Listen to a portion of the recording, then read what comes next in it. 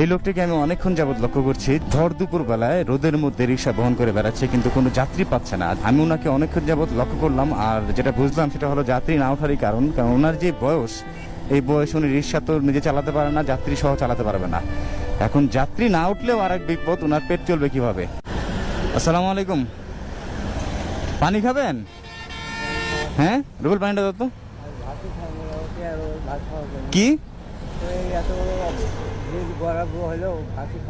এখনো ভাত খান নাই? দুপুর হয়ে গেছে, আগে পানিটা খান।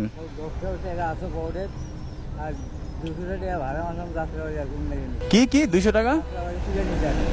মানে যাত্রাবাড়ি থেকে একজনে আপনার রিক্সায় উঠছে, মাল নিয়ে উঠছে আর কি, তো উঠবে আর কি। ও মানে ওই মালের টাকা বাকি আছে, পর আপনার থেকে 200 টাকা নিছে। 250 টাকা? 4 ঘন্টা বসে